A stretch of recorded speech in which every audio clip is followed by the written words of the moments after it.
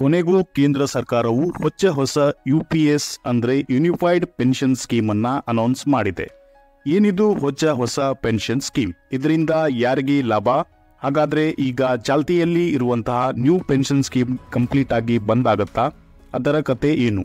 Unified pension scheme ಮತ್ತೆ new pension scheme ನಲ್ಲಿ ಯಾವುದು ಬೆಸ್ಟ್? ಯೂನಿಫೈಡ್ ಪೆನ್ಷನ್ ಸ್ಕೀಮ್ ನ ಜಾರಿಗೆ ತರುವ ಉದ್ದೇಶ ಏನು ಎನ್ನುವ ನಿಮ್ಮ ಹಲವಾರು ಪ್ರಶ್ನೆಗಳಿಗೆ ಈ ವಿಡಿಯೋದಲ್ಲಿ ಉತ್ತರ ಸಿಗಲಿದೆ. ಯೂನಿಫೈಡ್ ಪೆನ್ಷನ್ ಸ್ಕೀಮ್ ನ ಬಗ್ಗೆ ಸಂಪೂರ್ಣವಾದ ಮಾಹಿತಿಗೆ ಈ ವಿಡಿಯೋವನ್ನ ಸ್ಕಿಪ್ ಮಾಡದೆ ಕೊನೆವರೆಗೂ ನೋಡಿ. ಅದಕ್ಕೂ ಮುಂಚೆ ನೀವು ನಮ್ಮ ಚಾನೆಲ್ ಅನ್ನ ಸಬ್ಸ್ಕ್ರೈಬ್ ಮಾಡ್ಕೊಂಡಿಲ್ಲ ಅಂತ ಹೇಳಿದ್ರೆ ಈ ಕೂಡಲೇ ಸಬ್ಸ್ಕ್ರೈಬ್ ಮಾಡ್ಕೊಳ್ಳಿ. ಬನ್ನಿ ಹಾಗಾದ್ರೆ ತಡ ಮಾಡದೆ ಈ ವಿಡಿಯೋನ ಸ್ಟಾರ್ಟ್ ಮಾಡೋಣ.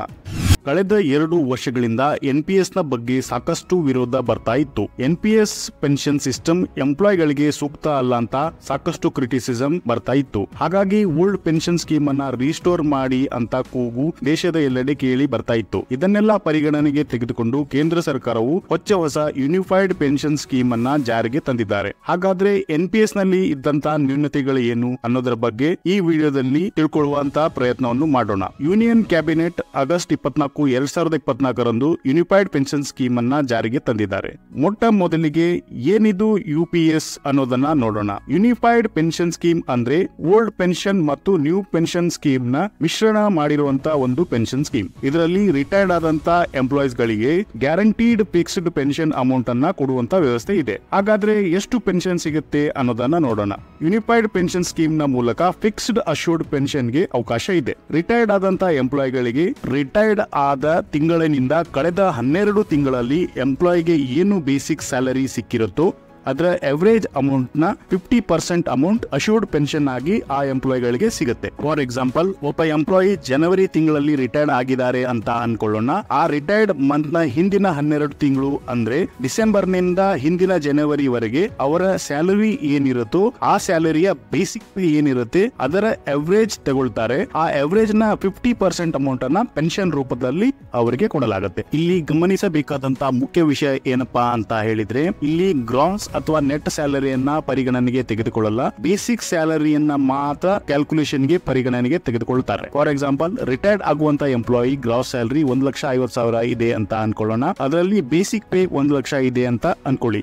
ಬೇಸಿಕ್ ಪೇ 1 ಲಕ್ಷ ಮಾತ್ರ ಕ್ಯಾಲ್ಕುಲೇಷನ್ ಗೆ ಕನ್ಸಿಡರ್ ಮಾಡಲಾಗುತ್ತೆ. ಇಲ್ಲಿ ಸಿಂಪಲ್ ಅಂಡರ್ಸ್ಟ್ಯಾಂಡಿಂಗ್ ಗೋಸ್ಕರ ಕಳೆದ 12 ತಿಂಗಳ ಎಲ್ಲಾ ಬೇಸಿಕ್ ಸ್ಯಾಲರಿಯನ್ನ 1 ಲಕ್ಷ ಅಂತ ಕನ್ಸಿಡರ್ ಮಾಡೋಣ. ಈ 1 ಲಕ್ಷದ ಎವರೇಜ್ ಸ್ಯಾಲರಿ ತಗೊಂಡ್ರೆ ತಿರ್ಗಾ ಅದು 1 ಲಕ್ಷ ಬರುತ್ತೆ. ಈ 1 ಲಕ್ಷ ರೂಪಾಯಿನ 50% ಅಂದ್ರೆ 50,000 ರೂಪಾಯಿಯನ್ನ ಪೆನ್ಷನ್ ಅಂತ ಕನ್ಸಿಡರ್ ಮಾಡಿ ಕೊಡಲಾಗುತ್ತೆ. ಹಾಗಾದ್ರೆ ಈ ಪೆನ್ಷನ್ ತಗೊಳ್ಳೋಕೆ ಏನಾದ್ರೂ ಕಂಡೀಷನ್ಸ್ ಇದೆಯಾ ಅಂತ ನೀವು ಕೇಳಬಹುದು. ಹೌದು, ಈ ಪೆನ್ಷನ್ ತೆಗೆದುಕೊಳ್ಳುವುದಕ್ಕೆ 25 ವರ್ಷ ಸರ್ವಿಸ್ ಆಗಿರಲೇಬೇಕು. ಒಂದು ವೇಳೆ 25 ವರ್ಷಕ್ಕಿಂತ ಕಡಿಮೆ ಸರ್ವಿಸ್ ಆಗಿದ್ರೆ ಅವಾಗ ನಿಮ್ಮ ಸರ್ವಿಸ್ ನ ಅವಧಿಯ ಮುಖಾಂತರ ಪ್ರಪೋರ್ಷನೇಟ್ ಆಗಿ ಸರ್ವಿಸ್ ಅವಧಿಯ ಮೇಲೆ ಕ್ಯಾಲ್ಕುಲೇಟ್ ಮಾಡಿ ಪ್ರಪೋರ್ಷನೇಟ್ ಆಗಿ ಪೆನ್ಷನ್ ಮಾಡಿ ಕೊಡಲಾಗುತ್ತೆ. ಬಟ್ ಮಿನಿಮಮ್ 10 ವರ್ಷ ಸರ್ವಿಸ್ ಆಗಿರಲೇಬೇಕು. ಅವಾಗ ಮಿನಿಮಮ್ ಅಶ್ಯೂರ್ಡ್ ಪೆನ್ಷನ್ 10,000 ಸಿಗುತ್ತೆ. ಈಗ ಒಂದು ಪ್ರಶ್ನೆ ಬರ್ಬೋದು, ಸರ್ವಿಸ್ ಪೀರಿಯಡ್ ನಲ್ಲಿ ಎಂಪ್ಲಾಯಿ ಮರಣ ಹೊಂದಿದ್ರೆ ಅವಾಗ ಏನಾಗುತ್ತೆ ಅನ್ನೋದನ್ನ ನೋಡೋದಾದ್ರೆ, ಒಂದು ವೇಳೆ ಸರ್ವಿಸ್ ನಲ್ಲಿ ಇರುವಾಗಲೇ ಎಂಪ್ಲಾಯ್ ಅಕಾಲಿಕ ಮರಣ ಹೊಂದಿದ್ರೆ ಅವನ ಕೊನೆಯ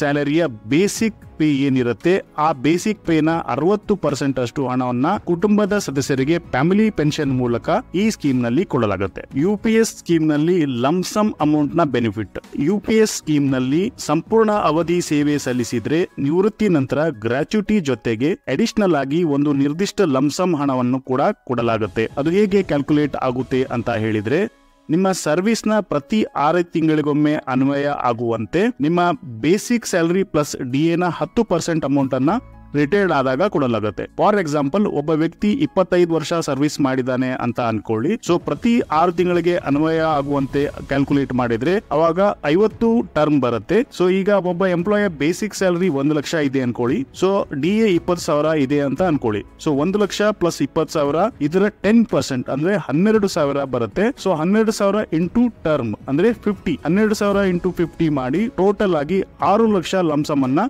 ಗ್ರಾಚ್ಯುಟಿ ಜೊತೆಗೆ ರಿಟೈರ್ಡ್ ಆದ ಆ ಎಂಪ್ಲಾಯಿಗಳಿಗೆ ಕೊಡಲಾಗುತ್ತೆ. ಇನ್ನು ಯುಪಿಎಸ್ ಸ್ಕೀಮ್ ನ ಮುಂದಿನ ಬೆನಿಫಿಟ್ ಇಂಡೆಕ್ಸೇಷನ್ ಬೆನಿಫಿಟ್ ಅಂತ ಹೇಳ್ತಾರೆ. ಸೊ ಯುಪಿಎಸ್ ನಲ್ಲಿ ಸಿಗುವಂತ ಪೆನ್ಷನ್ ಗೆ ಇನ್ಫ್ಲೇಷನ್ ಇಂಡೆಕ್ಸೇಷನ್ ನ ಬೆನಿಫಿಟ್ ಇದೆ. ಅಂದ್ರೆ ಇನ್ಫ್ಲೇಷನ್ ಗೆ ಪ್ರೊವಿಷನ್ ಮಾಡಿದ್ದಾರೆ. ಅಂದ್ರೆ ಹಣದುಬ್ಬರ ಜಾಸ್ತಿ ಆದಾಗೆ ಅದರ ತಕ್ಕನಾಗೆ ಫ್ಯಾಮಿಲಿ ಪೆನ್ಷನ್ ಹಾಗೂ ಮಿನಿಮಮ್ ಪೆನ್ಷನ್ ನ ವ್ಯಾಲ್ಯೂ ಕೂಡ ಆಗ್ತಾ ಇರುತ್ತೆ. ಇನ್ನು UPS ಸ್ಕೀಮ್ ಯಾವಾಗಿಂದ ಜಾರಿ ಆಗುತ್ತೆ ಮತ್ತು ಯಾರಿಗೆ ಅನ್ವಯ ಆಗುತ್ತೆ ಅಂತ ನೋಡೋಣ. ಈ ಸ್ಕೀಮ್ ಏಪ್ರಿಲ್ 1, 2025 ಜಾರಿ ಆಗಲಿದೆ.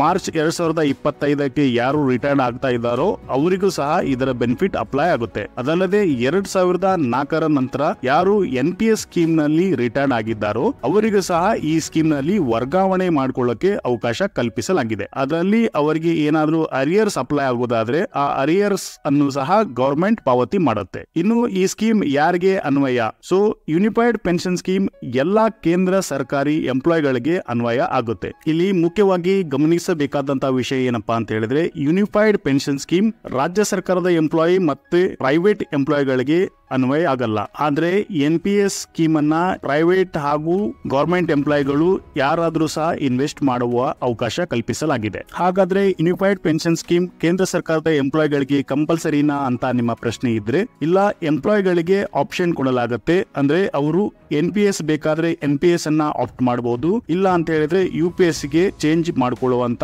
ವ್ಯವಸ್ಥೆಯನ್ನ ಕಲ್ಪಿಸಲಾಗಿದೆ. ಇನ್ನು ನೆಕ್ಸ್ಟ್ ಪಾಯಿಂಟ್, ಪೆನ್ಷನ್ಗೆ ಇಂಡಿವಿಜುವಲ್ ಕಾಂಟ್ರಿಬ್ಯೂಷನ್ ಏನಾದ್ರೂ ಇದೆಯಾ, ಇದ್ರೆ ಎಷ್ಟು ಇರುತ್ತೆ ಅನ್ನೋದನ್ನ ನೋಡೋಣ. ಪ್ರಸ್ತುತವಾಗಿ NPS ಸ್ಕೀಮ್ ನಲ್ಲಿ ಎಂಪ್ಲಾಯ್ ಕಡೆಯಿಂದ 10% ಕಾಂಟ್ರಿಬ್ಯೂಷನ್ ಹಾಗೂ 14% ಗವರ್ಮೆಂಟ್ ಕಡೆಯಿಂದ ಕಾಂಟ್ರಿಬ್ಯೂಷನ್ ಇದೆ. UPS ಸ್ಕೀಮ್ ನಲ್ಲಿ ಎಂಪ್ಲಾಯಿ ಕಾಂಟ್ರಿಬ್ಯೂಷನ್ 10% ಇದ್ದದ್ದು ಹಾಗೆ ಇರುತ್ತೆ, ಅದರಲ್ಲಿ ಏನು ವ್ಯತ್ಯಾಸ ಇರಲ್ಲ. ಆದ್ರೆ ಗವರ್ಮೆಂಟ್ ಕಡೆಯಿಂದ ಇರುವಂತಹ ಕಾಂಟ್ರಿಬ್ಯೂಷನ್ 14% ನಿಂದ 18.5% ವರೆಗೂ ಇನ್ಕ್ರೀಸ್ ಆಗುತ್ತೆ. ಮತ್ತೆ ಇದನ್ನ ಸೆಂಟ್ರಲ್ ಗವರ್ಮೆಂಟ್ ಎವ್ರಿ 3 years ಗೆ ರೀಅಸೆಸ್ ಮಾಡುತ್ತೆ. ಈ ಹೊಸ ಯೂನಿಫೈಡ್ ಪೆನ್ಷನ್ ಸ್ಕೀಮ್ ನ ಇಂಪ್ಲಿಮೆಂಟ್ ನಿಂದಾಗಿ ಸರ್ಕಾರಕ್ಕೆ ವಾರ್ಷಿಕವಾಗಿ ಸುಮಾರು 6,250 ಕೋಟಿ ರೂಪಾಯಿ ವೆಚ್ಚ ಬರಬಹುದು ಅಂತ ಅಂದಾಜು ಮಾಡಲಾಗಿದೆ. ಇನ್ನು next very important point, unified pension scheme ಹಾಗೂ ನ್ಯೂ ಪೆನ್ಷನ್ ಸ್ಕೀಮ್ ನಲ್ಲಿ ಯಾವುದು ಬೆಸ್ಟ್ ಅಂತ ನೋಡೋಣ. ಯೂನಿಫೈಡ್ ಪೆನ್ಷನ್ ಸ್ಕೀಮ್ ಹಾಗೂ NPS ನಲ್ಲಿ ಯಾವುದು ಬೆಸ್ಟ್ ಅಂತ ನೋಡ್ಬೇಕಾದ್ರೆ ಇವೆರಡರಲ್ಲಿ ಇರುವಂತ ಮೇಜರ್ ಡಿಫರೆನ್ಸ್ ಅನ್ನ ನೋಡ್ಬೇಕು. ಮೊದಲಿಗೆ ಗ್ಯಾರಂಟೀಡ್ ಫಿಕ್ಸ್ಡ್ ಪೆನ್ಷನ್. UPS ನಲ್ಲಿ ಗ್ಯಾರಂಟೀಡ್ ಫಿಕ್ಸ್ಡ್ ಪೆನ್ಷನ್ ನ ವ್ಯವಸ್ಥೆ ಇದೆ. ಅಂದ್ರೆ ಮಿನಿಮಮ್ 10 ವರ್ಷ ಸರ್ವಿಸ್ ಆದ್ರೆ ಮಿನಿಮಮ್ ಅಮೌಂಟ್ 10,000 ರೂಪಾಯಿ ಪೆನ್ಷನ್ ಫಿಕ್ಸ್ಡ್ ಆಗಿ ಎಂಪ್ಲಾಯ್ಗಳಿಗೆ ಸಿಗುತ್ತೆ. NPS ನಲ್ಲಿ ಗ್ಯಾರಂಟೀಡ್ ಅಥವಾ ಫಿಕ್ಸ್ಡ್ ಪೆನ್ಷನ್ ಅಂತ ಅನ್ನೋ ವ್ಯವಸ್ಥೆ ಇಲ್ಲ. ಇದರಲ್ಲಿ NPS ನ ಹಣ ಇನ್ವೆಸ್ಟ್ ಆಗಿರೋ ಹಣದ ಮೇಲೆ ಜನರೇಟ್ ಆಗುವಂತ ರಿಟರ್ನ್ ನ ಮೇಲೆ ಪೆನ್ಷನ್ ನ ಕ್ಯಾಲ್ಕುಲೇಟ್ ಮಾಡಿ ಕೊಡಲಾಗುತ್ತೆ. ಇದೆಲ್ಲ ರಿಟರ್ನ್ ಶೇರ್ ಮಾರ್ಕೆಟ್ ನ ಪರ್ಫಾರ್ಮೆನ್ಸ್ ಮೇಲೆ ಅವಲಂಬಿತವಾಗಿರುತ್ತೆ. ನೆಕ್ಸ್ಟ್ ಡಿಫರೆನ್ಸ್, UPS ಕೇವಲ ಕೇಂದ್ರ ಸರ್ಕಾರದ ನೌಕರರಿಗೆ ಮಾತ್ರ ಅನ್ವಯ ಆಗುತ್ತೆ. NPS ಕೇಂದ್ರ ಸರ್ಕಾರ, ರಾಜ್ಯ ಸರ್ಕಾರ ಅದಲ್ಲದೆ ಪ್ರೈವೇಟ್ ನೌಕರರಿಗೂ ಸಹ ಅನ್ವಯ ಆಗುತ್ತೆ. ಅದರಲ್ಲಿ ಯಾರು ಸಹ ಇನ್ವೆಸ್ಟ್ ಮಾಡಬಹುದು. Next point, family pension. UPS ನಲ್ಲಿ ಸರ್ವಿಸ್ ನಲ್ಲಿರುವಾಗಲೇ ಎಂಪ್ಲಾಯಿ ಏನಾದರೂ ಮರಣ ಹೊಂದಿದ್ರೆ ಅವರ ಕುಟುಂಬಕ್ಕೆ ಆ ಎಂಪ್ಲಾಯಿಯ ಕೊನೆಯ ಸ್ಯಾಲರಿಯ 60% ಅಮೌಂಟ್ ಅನ್ನ ಫ್ಯಾಮಿಲಿ ಪೆನ್ಷನ್ ಆಗಿ ಅವರ ಕುಟುಂಬಕ್ಕೆ ಕೊಡಲಾಗುತ್ತೆ. NPS ನಲ್ಲಿ ಫ್ಯಾಮಿಲಿ ಪೆನ್ಷನ್ ನಿರ್ಧಾರಿತ ಆನ್ಯುಟಿ ಪ್ಲಾನ್ ಆಯ್ಕೆ ಮಾಡಿಕೊಂಡಿರುವ ಟೈರ್ 1 ಅಥವಾ ಟೈರ್ 2 ಅಕೌಂಟ್ ನ ಮೇಲೆ ಅವಲಂಬಿತವಾಗಿರುತ್ತೆ. Next difference, lump sum payment. UPS ನಲ್ಲಿ ಗ್ರಾಚ್ಯುಟಿ ಜೊತೆಗೆ ಅಡಿಷನಲ್ ಆಗಿ ಲಂಸಮ್ ಪೇಮೆಂಟ್ ಕೊಡುವ ವ್ಯವಸ್ಥೆ ಇದೆ.